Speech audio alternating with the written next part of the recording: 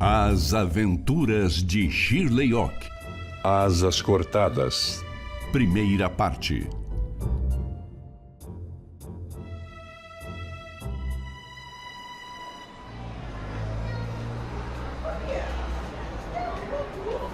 (21 de junho, 16 horas e 37 minutos). Padaria Panivito, Brasília. Pedimos para o motorista do táxi parar diante de uma padaria. Sentamos do lado de fora, a uma mesa de metal simples, para podermos conversar com privacidade. Pedi um café e um pão na chapa, e o Washington um chá verde e um bauru. O ambiente é cotidiano demais para o peso do que está acontecendo. Pessoas passando, um rádio baixo ao fundo, talheres batendo. A garçonete veio, deixou nossos pedidos, saiu e começamos a discutir o conteúdo do bilhete. O que diz aí? Aqui estão marcados data, horário e local, com instruções para você chegar a uma sacada que dá acesso a uma sala atrás de um púlpito. Púlpito? Pelo visto é uma igreja. Por que a assistente da Moretti nos deu o endereço de uma igreja? Sim. Por quê? Acha que é uma cilada? Ela disse, eles vão se reunir amanhã. A corte Carcará. Mas por que ela nos deu essa informação? Isso me deixou com uma pulga atrás da orelha. Será que ela é parte do jogo? Ou alguém que sabe demais e resolveu expor os crimes da corte? Consciência pesada? Isso. Mesmo que seja uma armadilha, a gente vai ter que morder a isca, mas com o pé atrás. Qual é o plano? Amanhã bem cedo vamos a essa igreja. Vamos participar do culto como se fôssemos fiéis. Vamos observar bem o local, por dentro e por fora. E conferir o acesso da tal sacada. Exatamente. Brilhante, Shirley. Elementar, meu caro Washington. Vamos terminar de comer e ir pro hotel descansar. Amanhã vai ser um dia daqueles.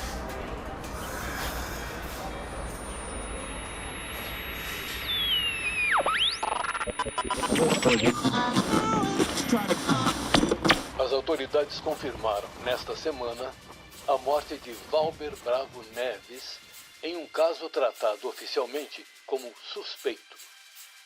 As circunstâncias ainda estão sob investigação, mas fontes ligadas ao inquérito apontam que Valber era alvo de apurações relacionadas a uma rede de pesca ilegal, com atuação na região amazônica e possíveis conexões na Tríplice Fronteira. A polícia evita antecipar conclusões enquanto analisa vínculos econômicos e interesses envolvidos. Paralelamente, o país vive um agravamento do ambiente político e social. A inflação continua a reduzir drasticamente o poder de compra da população, aprofundando o descontentamento e a insegurança econômica. Nesse contexto, discursos que até há pouco tempo pareciam superados voltam a ganhar espaço no debate público.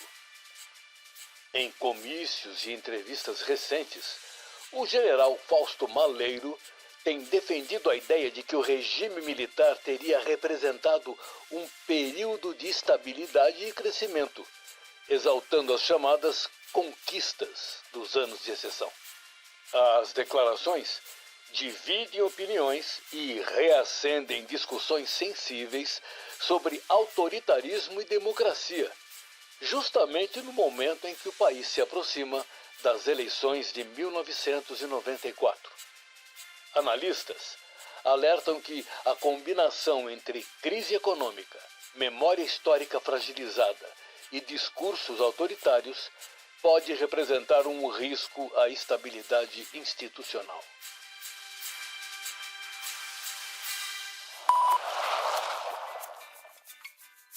Você está na sua rádio Onda Legal, a melhor onda do rádio, Chuá, onde você surfa na música e na notícia. Hoje é dia 22 de junho de 1993. Este é o boletim das 19 horas. No momento, a temperatura é de 16 graus e agora, na volta para casa, o trânsito começa a fluir melhor. No mundo do entretenimento, os CDs, como são chamados os compact discs, são febre de venda e gradualmente estão substituindo os vinis e as fitas cassete. Já aderindo à nova onda, bandas como Titãs, Paralamas do Sucesso, Legião Urbana e Barão Vermelho seguem dominando rádios e shows.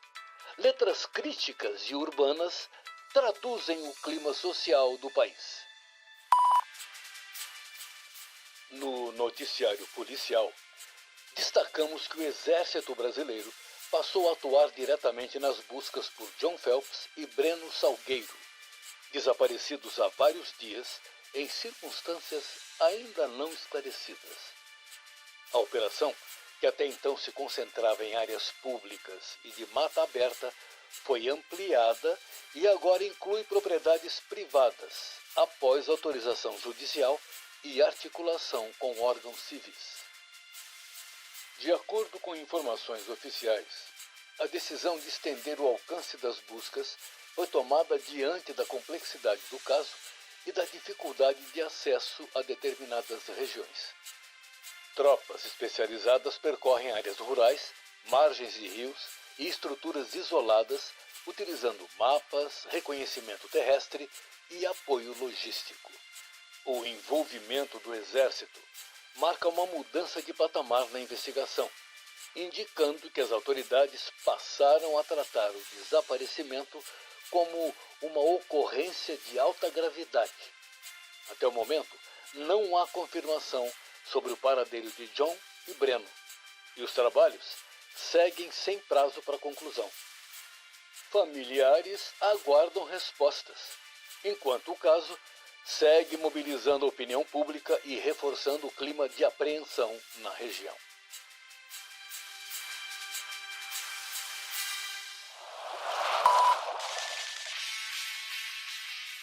E atenção, ouvintes! Se você canta no chuveiro, no quarto, no ônibus, chegou a hora de mostrar a sua voz para o Brasil! A Rádio Onda Legal lança hoje o concurso cultural Todas as Vozes do Mundo, um desafio para quem tem coragem, talento e paixão por música. Funciona assim, ó. De segunda a sábado, sempre ao meio-dia e às 18 horas, vamos abrir a linha do rádio para 2 telefonemas ao vivo, um na hora do almoço e outro à noite. Quem ligar, canta. Simples assim, sem truques. É voz, atitude e emoção.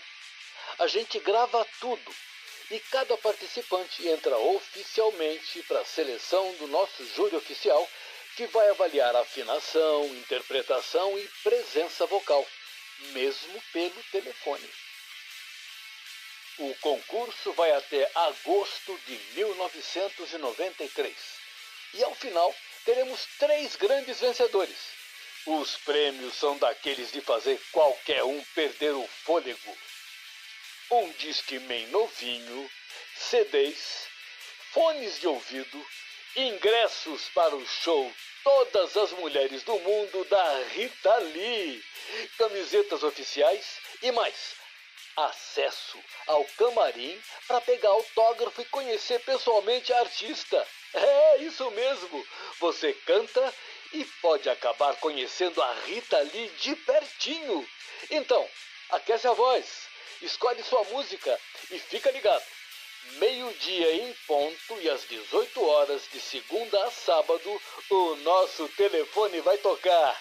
E pode ser a sua chance. O nosso número é o 764-9831. 764-9831. Rádio é voz. E a próxima estrela pode ser você. Fiquem agora com 3 horas de músicas sem intervalos. Uma produção de Murilo Bianchini. Um oferecimento da Galeria Nelson, onde você encontra os mais novos CDs e raridades em vinil. Boa tarde e fiquem na onda!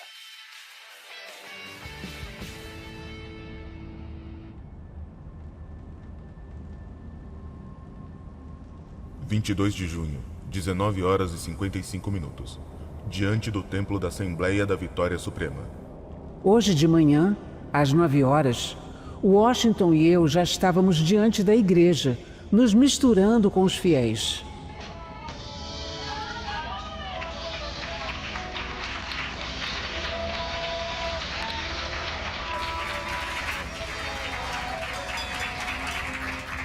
Pudemos observar o interior do templo. Era enorme, com o pé direito de cerca de 8 metros de altura. Dos dois lados de um longo tapete vermelho, que levava desde a porta central até o fundo, no púlpito, estavam distribuídas cerca de umas 3.000 cadeiras brancas dobráveis em metal.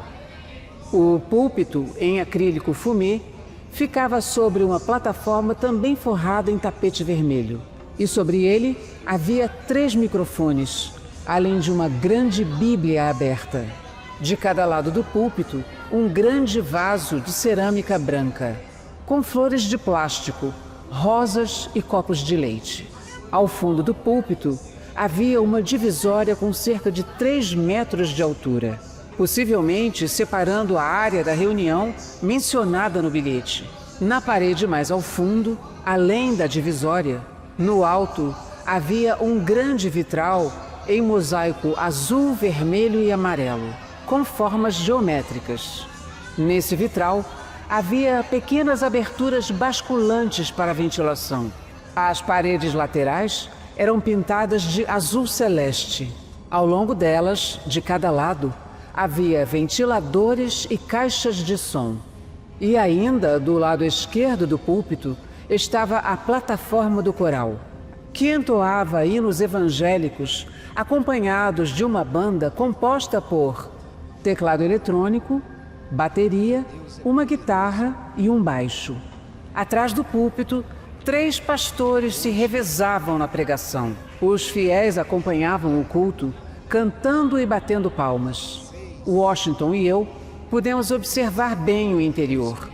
Mas o que na realidade nos importava era o acesso externo para a sala, cuja porta pudemos observar à direita do púlpito.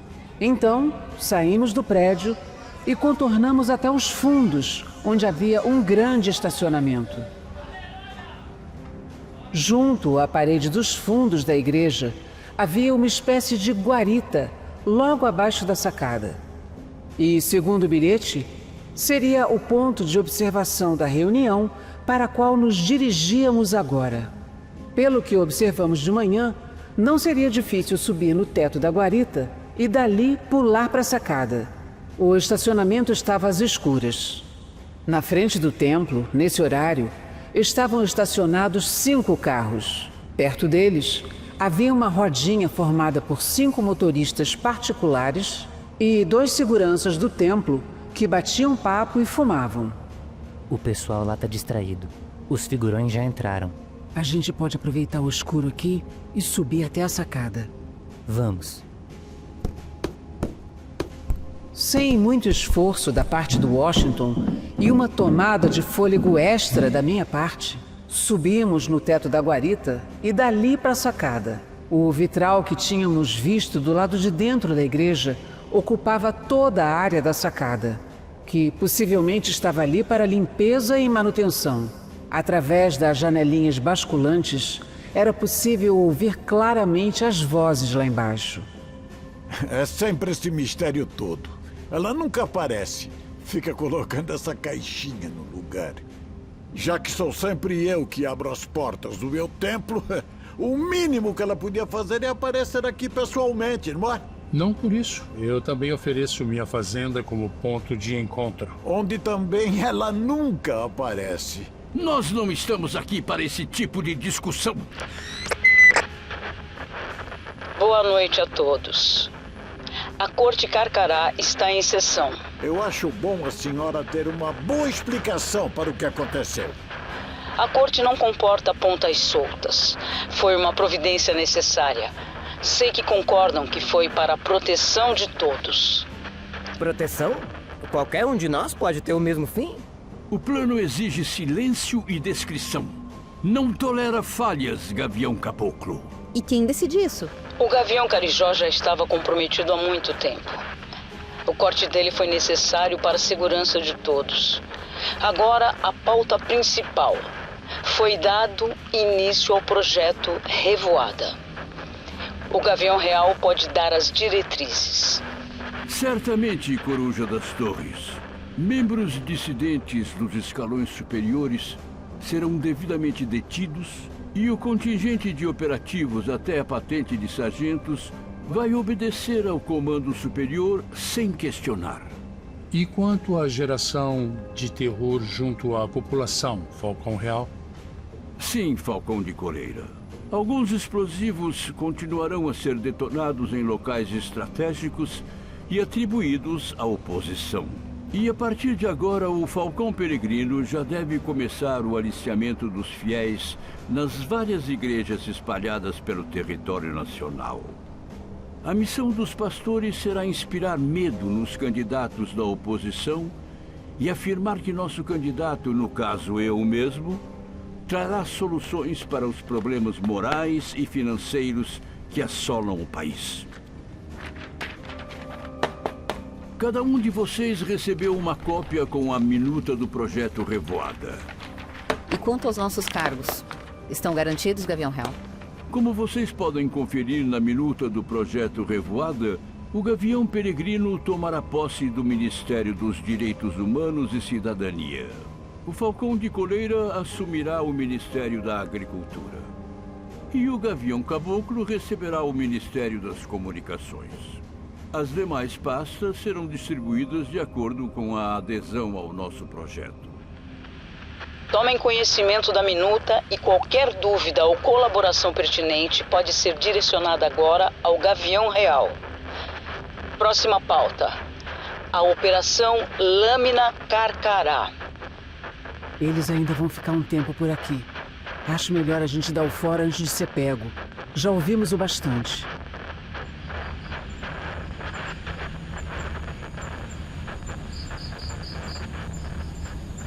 22 de junho, 22 horas e 10 minutos. Hotel Planalto, quarto de Shirley Ock. Pronto. Acho que aqui a gente pode conversar tranquilo sem ninguém nos ouvir. Shirley, o que foi aquilo tudo? Questões políticas não são muito meu forte. Mas parece que a gente atirou no que viu e acertou no que não viu. Pelo que a gente ouviu no rádio, as buscas pelos corpos do John e do Breno estão avançando. Então, o nosso foco pode ser outro. A Moretti podia não estar lá pessoalmente, mas aquela era a voz dela saindo da caixinha. Sem dúvida. Como a gente já comentou, ela é muito cuidadosa e muito perigosa. Ela não se expõe feito os outros. Pelo que a gente deduziu, a Corte Carcará está planejando um golpe de Estado. É assustador, mas não tem dúvida. Você viu quem eram aquelas pessoas? O pastor é aquele Cyrus Malaquias. Ele é o dono das igrejas Assembleia da Vitória Suprema. Agora a gente já sabe quem são as caras dos pseudônimos daquelas pastas que encontramos lá na fazenda. A Rita de Salinas é secretária do Meio Ambiente de São Paulo. Nunca fui com a cara dela. O Agostinho, a gente já conhecia. Aquele outro cara eu não sei quem é. Chamaram ele de Gavião Caboclo. Ele não é uma figura pública conhecida, mas, segundo a pasta, é ele quem legaliza as terras griladas. É um anônimo, mas vai receber o Ministério das Comunicações. Você ouviu a hora que a Moretti falou algo sobre o Gavião Carijó estar comprometido? Deram sumiço nele. Foi queima de arquivo. A gente ouviu a notícia da morte dele no táxi. Então, o Valber era o Gavião Carijó. Elementar, meu caro Washington. As pesquisas do John levantaram as falcatruas e ele teve que ser eliminado para não comprometer o plano. Shirley, eles têm como fazer isso mesmo? Pelo que a gente ouviu, o General Fausto, ou Gavião Real, tá mexendo os cordões. Como assim mexendo os cordões? Eu acho que eles não passam de fantoches. O Fausto tá dominando o tabuleiro de xadrez com a Moretti do lado dele. E o checkmate? Que isso? Volta aqui!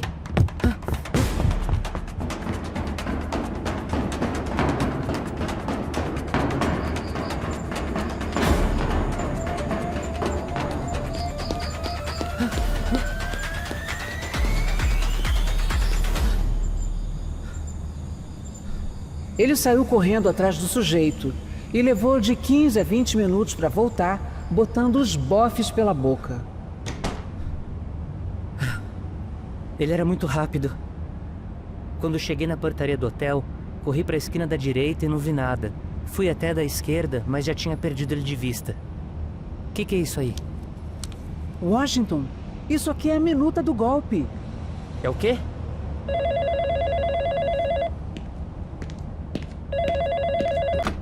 Alô? Alô, dona Shirley, posso passar uma ligação interurbana? Pode sim. Shirley. João? Como você me achou aqui? Entrei em contato com Pedro Lins na universidade. Ele me disse onde você estava hospedada. O que aconteceu? Acharam os corpos? Preciso que você volte à fazenda.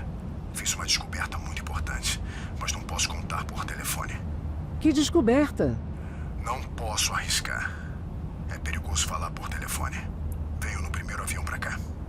Tudo bem. A coisa por aqui também não cheira a flores. Amanhã estaremos aí. Não comenta nada com ninguém. Amanhã? A gente vai ter que ir até Manaus, depois até a fazenda. Sem tempo para descanso, Washington. A situação tá crítica. –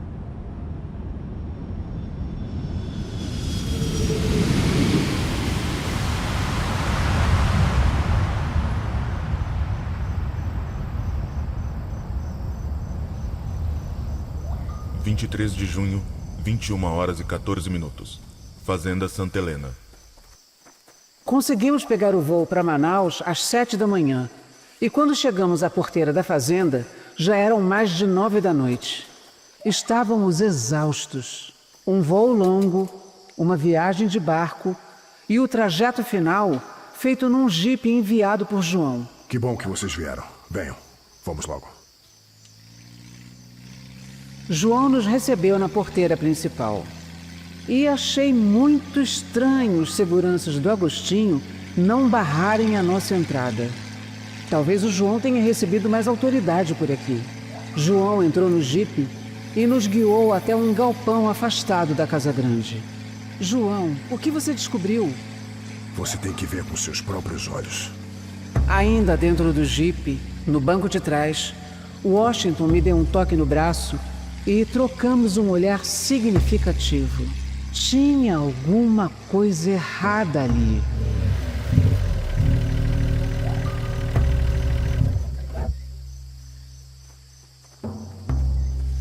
O jipe estacionou diante do galpão e não tivemos outra escolha a não ser entrar.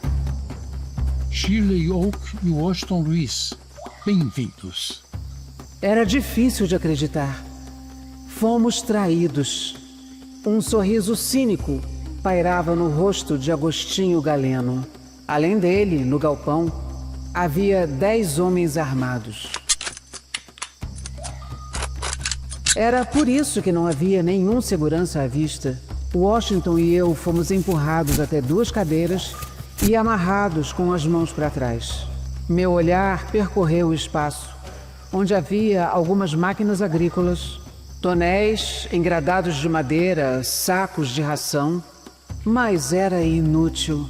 Depois de tantos anos de profissão e de um olhar agudo tão bem treinado, eu não via escapatória. Estávamos no centro de um círculo com 10 fuzis apontados para nós. João, como você pôde? Eu sinto muito, Shirley. Eu estou com eles.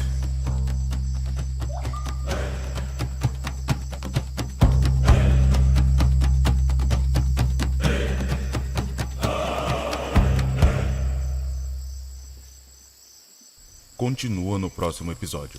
Em memória de todos os indígenas, sertanistas, ribeirinhos, pretos e brancos, vítimas da exploração ilegal da Amazônia. Esta é uma obra de ficção. Qualquer semelhança com nomes, pessoas ou fatos da vida real é mera coincidência. Projeto financiado pela Prefeitura de Mogi das Cruzes, por meio do Programa de Fomento à Arte e Cultura de Mogi das Cruzes. Lei número 7.222/2016. Projeto aprovado número 2025-B 001.2.